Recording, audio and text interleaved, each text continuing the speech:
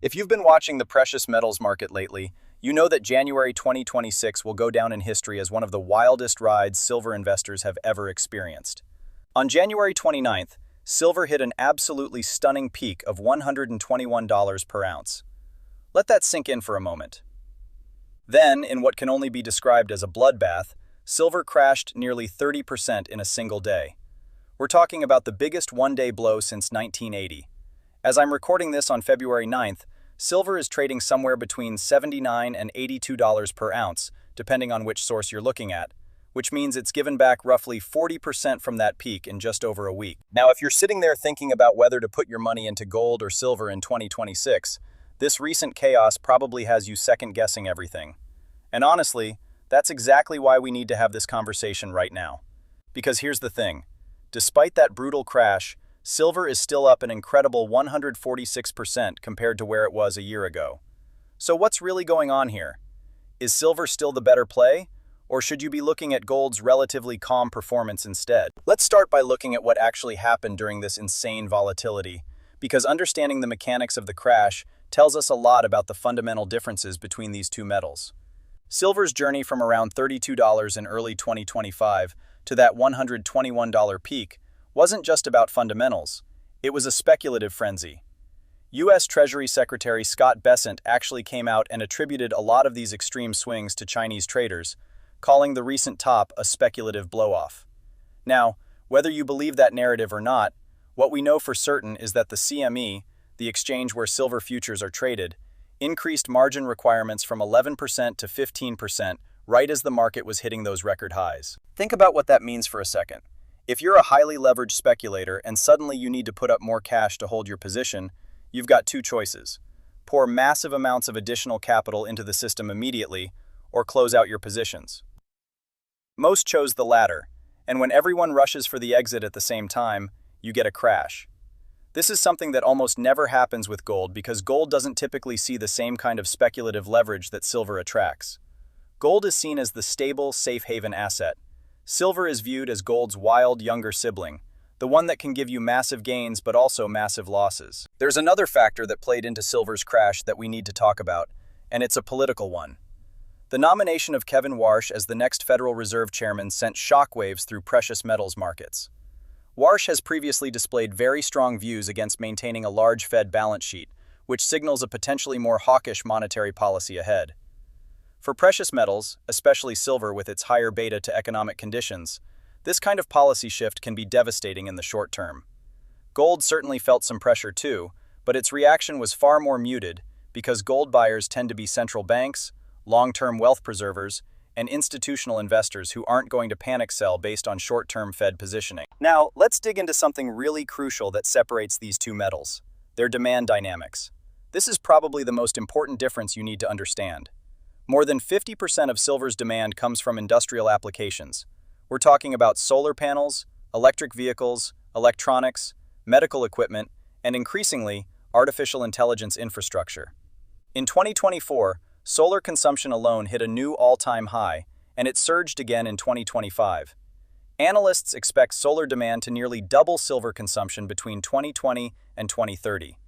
Electric vehicle-related silver demand jumped an estimated 20% in 2025, driven by the growing use of sensors and high-voltage wiring that require silver's superior conductivity. This industrial demand is a double-edged sword, and here's why. On one hand, it creates structural deficits.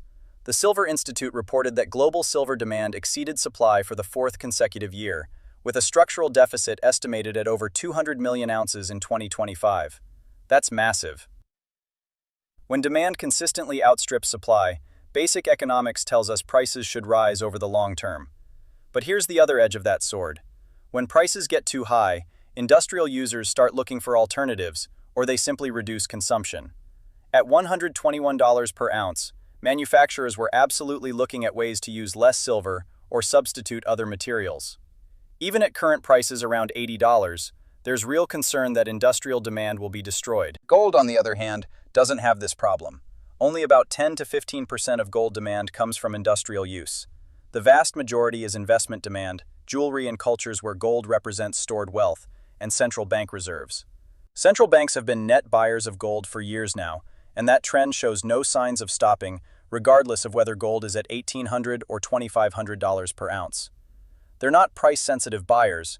They're strategic, long-term accumulators building their reserves as a hedge against currency devaluation and geopolitical instability. Let's talk about volatility for a moment, because this is where the rubber really meets the road for most investors.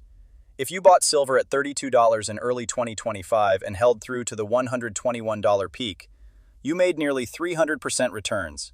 Incredible. But if you bought near the top and you're holding now at $80, you've lost roughly a third of your investment in less than 2 weeks. That kind of volatility isn't for everyone, and frankly, it's not appropriate for most people's portfolios. Financial advisors typically recommend that precious metals should make up no more than 10 to 15% of a diversified portfolio. And if you're going with silver specifically, you need to have the stomach for these wild swings. Gold's volatility is dramatically lower. While silver was going on this roller coaster ride, gold has been trading in a much more predictable range.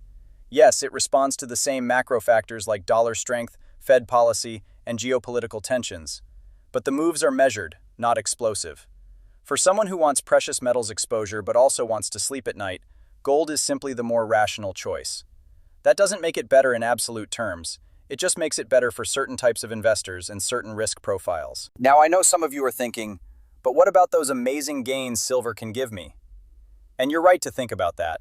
The upside potential for silver in a bull market is substantially higher than gold because of that same volatility we just talked about. There's something called the gold to silver ratio that precious metals traders watch closely.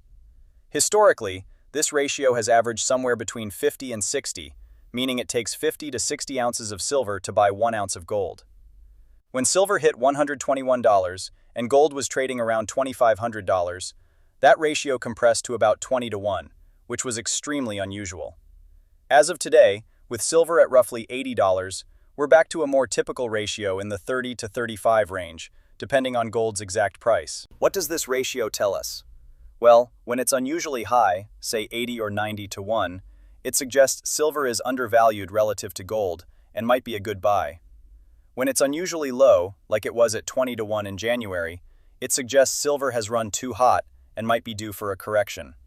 We got that correction in spectacular fashion. The current ratio suggests we're in more normal territory now, which means neither metal is screaming as an obvious bargain relative to the other based purely on this metric. Let's talk about where these metals might be headed in the next 6 to 12 months, because that's really what you want to know, right? Starting with silver, we've got analysts all over the map with their predictions. Some technical models are suggesting silver could drop another 9 to 10% over the next week and hit $70 by mid-February. That would represent a further consolidation and establishment of a bottom. On the flip side, you've got bullish analysts like Alan Hibbard from Gold Silver predicting silver could perform even better in 2026 than it did in 2025, potentially increasing by over $100 per ounce to reach $175 or higher. So who's right? The honest answer is nobody knows for certain, but we can look at the probabilities based on what we know. UBS strategists, who are generally more conservative than retail precious metals analysts, viewed the recent sell-off as normal volatility within a continuing structural uptrend, rather than the end of the bull market. That's important language. They're not saying the bull market is over. They're saying this crash was a healthy, albeit violent, correction within an ongoing uptrend. However, they also noted a very important caveat. With more than 50% of demand linked to industrial applications, current prices are likely to result in reduced industrial demand over time. Here's my read on the most likely scenario for silver over the next 6 to 12 months. We're probably going to see some choppy consolidation in this $70 to $85 range for a while, as the market digests what just happened, and as industrial buyers assess their usage at these price levels. There's a lot of technical noise in this zone right now. If we can hold support around $70, and we get positive developments on the industrial demand front, particularly from China's economy showing renewed strength, or solar installation continuing to accelerate, we could see a move back toward the $100 level by late 2026. The bullish case for $175 is definitely possible if we get a perfect storm of factors: continued supply deficits, strong industrial demand that doesn't get destroyed by high prices, a weaker US dollar, and accommodative Fed policy. But that's the best case scenario, not the most likely one. The bearish case for silver would involve a recession that crushes industrial demand, continued Fed hawkishness that strengthens the dollar and raises opportunity costs for holding non-yielding assets, and potential substitution of silver in key industrial applications. In that scenario, we could see silver drift back toward the $50 to $60 range. I'd put the probability of that scenario at maybe 25%, the consolidation scenario at about 50%, and the bullish scenario at 25%. The most likely scenario for gold is a steady, grinding higher trend with periodic pullbacks when the dollar strengthens or when we get brief periods of risk-on sentiment in equity markets. Think of gold as appreciating at maybe 10 to 20% annually in this environment, which isn't spectacular, but it's solid wealth preservation with some upside. The bull case for gold would be a move toward $3,000 or higher if we get a major currency crisis, significant geopolitical instability, or a sharp Fed pivot toward aggressive easing.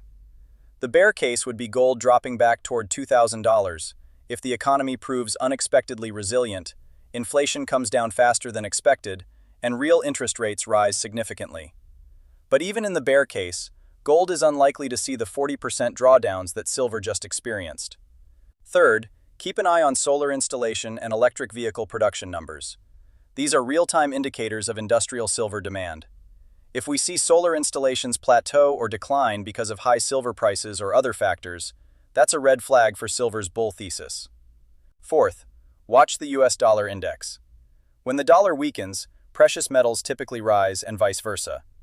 And finally, any major geopolitical developments, whether in the Middle East, between China and Taiwan, or anywhere else, tend to benefit gold more than silver because gold is the ultimate safe haven asset. So where does all this leave us in terms of actually making an investment decision? If you're trying to choose between gold and silver, the first question you need to ask yourself is, what's my risk tolerance and what's my investment time frame? If you're a conservative investor looking for wealth preservation with some upside potential, gold is absolutely the way to go. It's less volatile, it has more stable demand drivers, and it's not going to give you heart palpitations every time you check the price.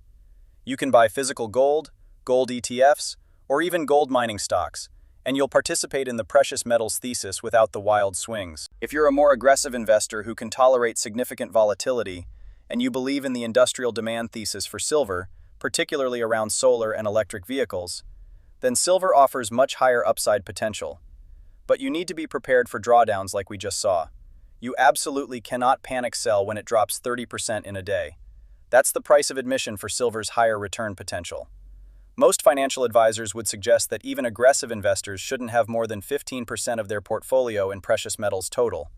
And if you're going to split that between gold and silver, maybe a 60-40 or 70-30 split in favor of gold makes sense for most people. There's also the option of owning both metals, which is actually what a lot of smart precious metals investors do. You get the stability and proven wealth preservation of gold, plus the upside torque and industrial demand exposure of silver. In a diversified precious metals allocation, this gives you the best of both worlds. You're not trying to time which one will perform better in any given year. You're just making sure you have exposure to the entire complex. If I had to pick just one for the typical investor watching this video, I'd say gold is the safer, smarter choice for most people. But if you've got the risk tolerance and the belief in the industrial demand story, adding some silver to your gold position can juice your returns. You just need to be prepared for the ride. The worst thing you can do is chase silver after it's run up massively, or panic sell after it crashes. Discipline and a clear strategy are everything in this market. The next 6 months are going to be really telling for both metals.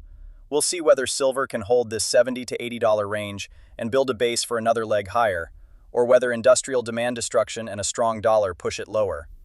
We'll see whether gold can break through 2,700 on its way to 3,000, or whether Fed hawkishness caps the upside. But one thing I'm confident about is that precious metals in general, both gold and silver, have a role to play in portfolios as we navigate what looks like an increasingly uncertain economic and geopolitical environment. So here's what I want you to do. Hit that like button if you found this analysis helpful, and more importantly, drop a comment below telling me your allocation. Are you team gold, team silver, or are you splitting between both? And what percentage of your overall portfolio are you comfortable putting into precious metals, given what we've just seen with silver's volatility? I'm genuinely curious to hear where everyone stands, because there's no one-size-fits-all answer here. And if you haven't already, subscribe to the channel because we're going to keep tracking these markets closely over the coming months. And trust me, with the way 2026 has started, there's going to be plenty more to talk about. Thanks for watching, and I'll see you in the next one.